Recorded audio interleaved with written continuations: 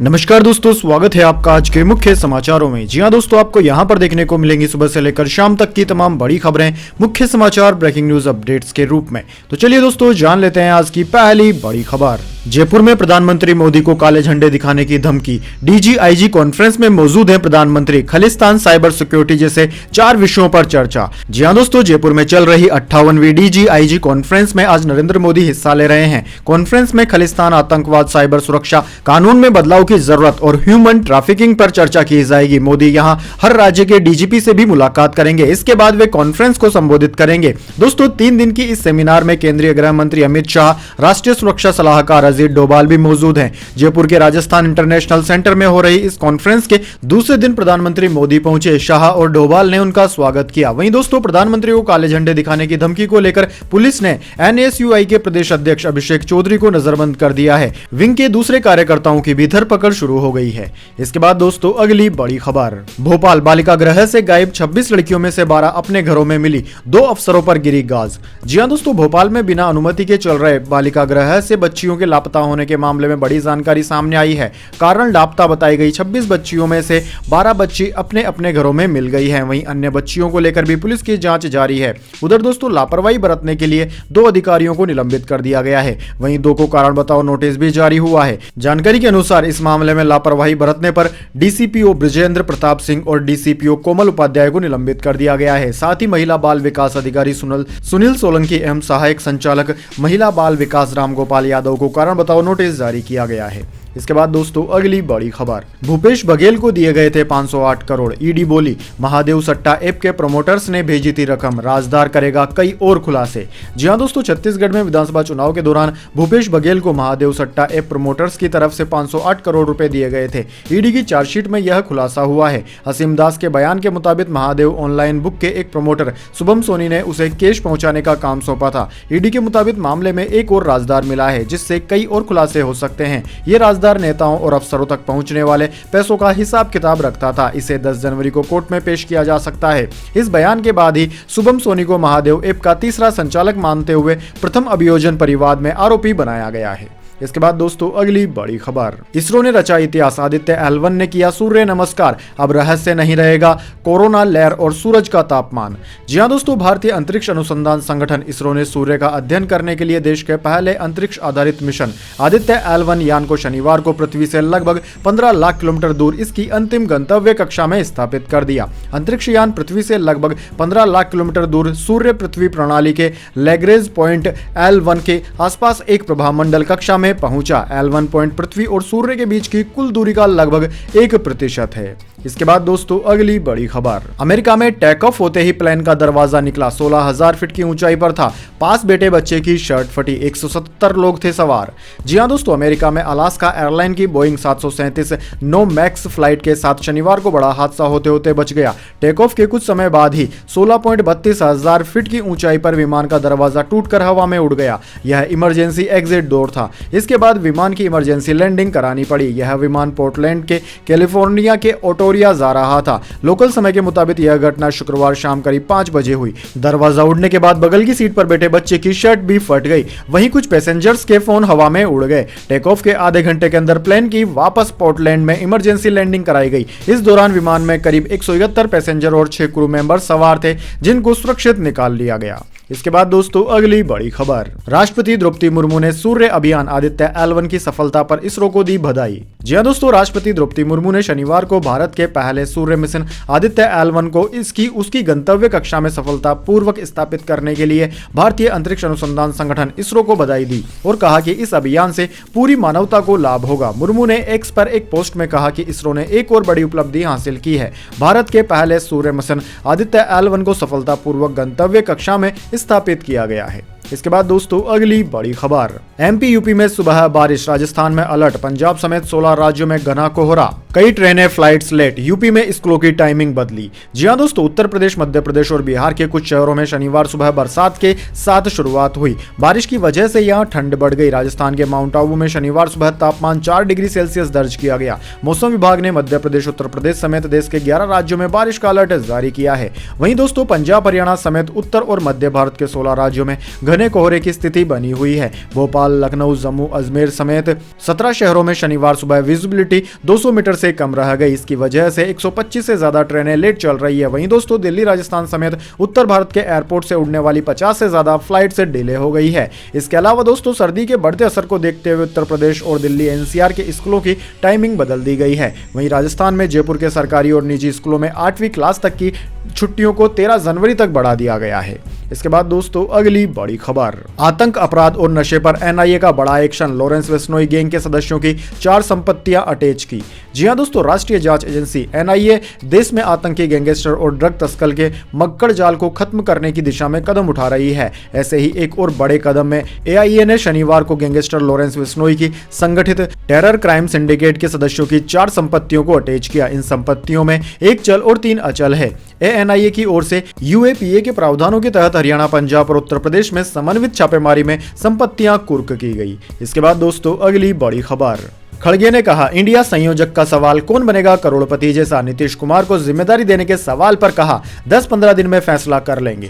जी हां दोस्तों, 28 दलों के विपक्षी गठबंधन इंडिया का संयोजन क्या नीतीश कुमार करेंगे? मीडिया के इस सवाल पर कांग्रेस अध्यक्ष मल्लिकार्जुन खड़गे ने शनिवार को कहा कि यह कौन बनेगा करोड़पति जैसा है। हालांकि अगले 10-15 दिनों में गठबंधन के नेताओं की बैठक होगी। इसमें सभी पदों पर नियुक्ति फाइनल कर दी जाएगी। खड़गे पार्टी दफ्तर में प्रेस कॉन्फ्रेंस कर रहे थे। उन्होंने कहा कि मणिपुर में दुर्भाग्यपूर्ण घटना हुई, लेकिन प्रधानमंत्री वहां नहीं गए। वे राम मंदिर साइट या बीच पर जाते हैं और फोटो सेशन कराते हैं। वे मुंबई या केरल जाते हैं, हर जगह जाते हैं। आप उनकी फोटो हर जगह देख सकते हैं। वे इस तरह फोटो खिंचवाते हैं जैसे भगवान दर्शन दे रहे हों। लेकिन ये महापुरुष मणिपुर क्यों नहीं जाता? इसके बाद दोस्तों अगली बड़ी खबर, मुंबई में 9 करोड़ रुपए की कोकीन के साथ नाइजीरिया के 2 नागरिक हुए गिरफ्तार। जी हां दोस्तों, मुंबई पुलिस ने शनिवार को पश्चिमी उपनगर साकीनाका में नाइजीरिया के 2 नागरिकों को गिरफ्तार कर उनके कब्जे से 9 करोड़ रुपए की कोकीन जब्त की है। एक अधिकारी ने यह जानकारी दी। अधिकारी ने बताया कि गश्त कर रहे अधिकारियों ने डेनियल नेमैक को रोका।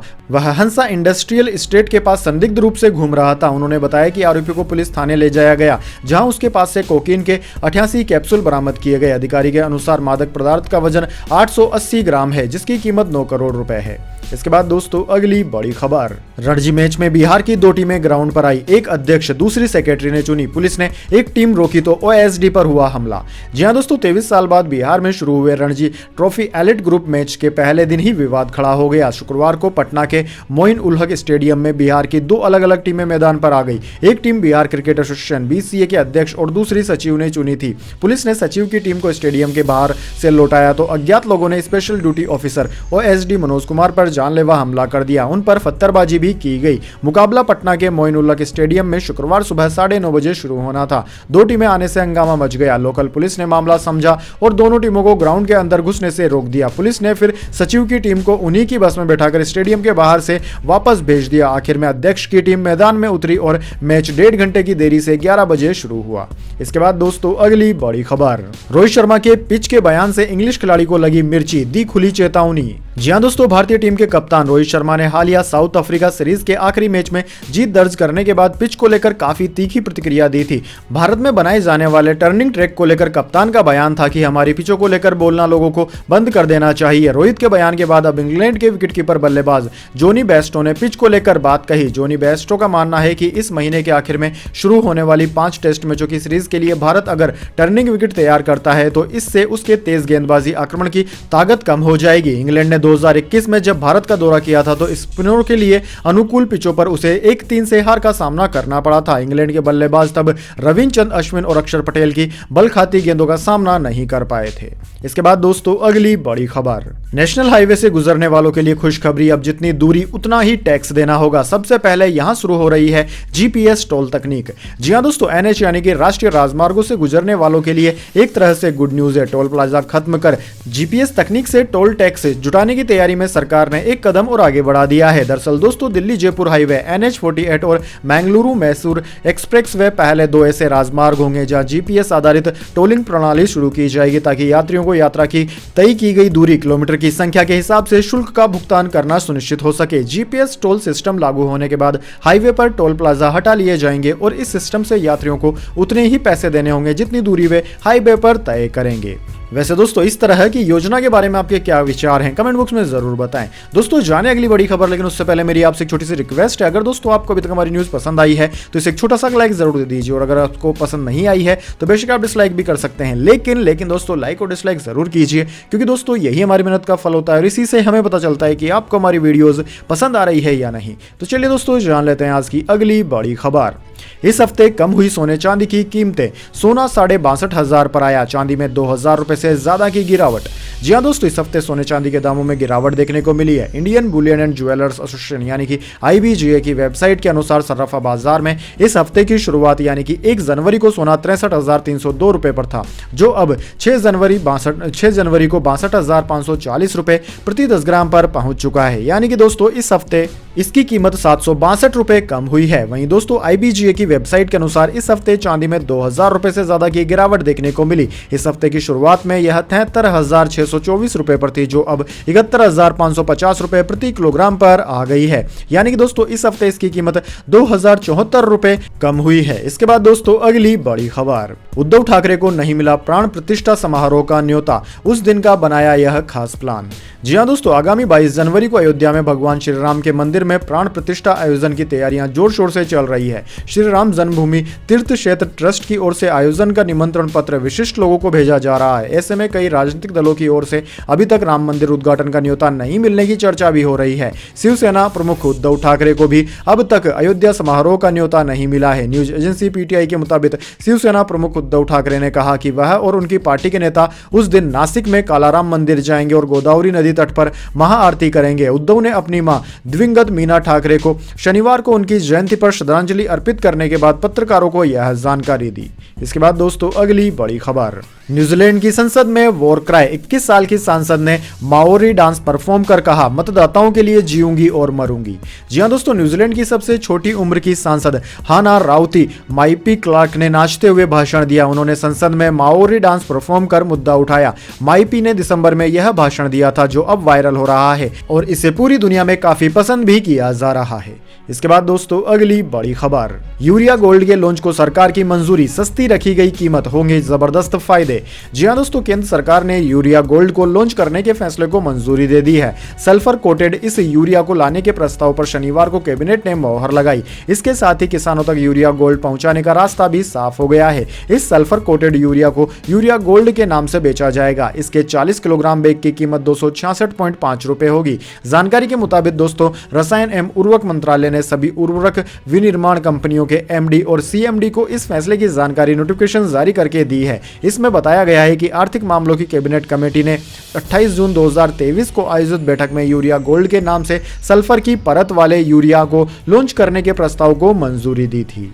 इसके बाद दोस्तों अगली बड़ी खबर, अंबाती रायडू ने YSR कांग्रेस पार्टी छोड़ी, 8 दिन पहले ही ज्वाइन की थी, सोशल मीडिया पर जानकारी दी।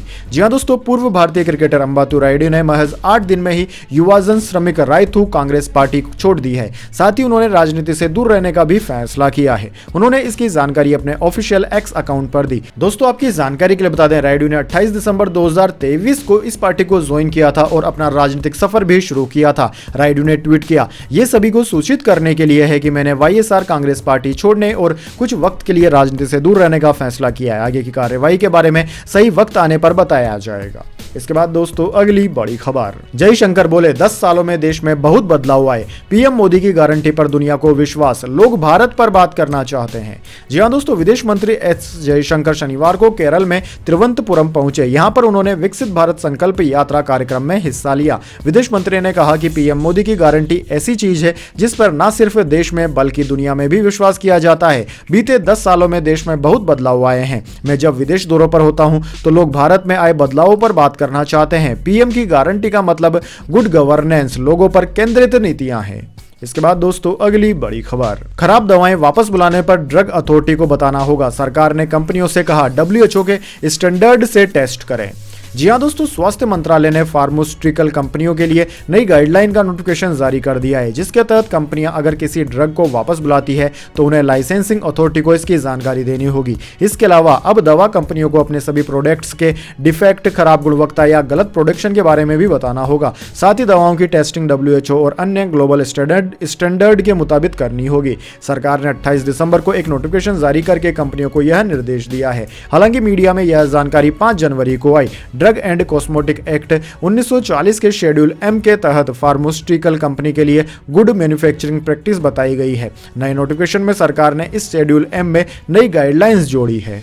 इसके बाद दोस्तों अगली बड़ी खबर, AIUDF प्रमुख बोले मुस्लिम 20 से 26 जनवरी तक यात्रा न करें, भाजपा हमारे धर्म की दुश्मन। बीजेपी बोली अजमल ओवैसी समाज में नफरत फैलाते हैं। जी हाँ दोस्तों, असम की राजनीतिक दल all India United democratic front AIUDF के प्रमुख बदरुद्दीन अजमल ने मुस्लिमों से अपील की है कि वे 20 से 26 जनवरी तक अपने घरों में रहें। इस दौरान ट्रेन, बस या कार से सफर न करें। दरअसल दोस्तों 22 जनवरी को राम मंदिर में रामलला की प्राण प्रतिष्ठा होनी है। इसी को लेकर बदरुद्दीन ने ऐसा बयान दिया है। वहीं दोस्तों बदरुद्दीन के बयान पर केंद्रीय मंत्री गिरिराज सिंह ने कहा कि भाजपा मुसलमानों से नफरत नहीं करती है। हम सबका साथ, सबका विकास और सबका विश्वास के मंत्र को लेकर चल रहे हैं। भाजपा सभी धर्मों का सम्मान करती है। इसके बाद दोस्तों अगली बड़ी खबर, राशन घोटाले मामले में TMC नेता हुए गिरफ्तार। रेड डालने गई ED टीम पर समर्थकों ने हमला किया। आरोपी के खिलाफ लुकआउट नोटिस जारी।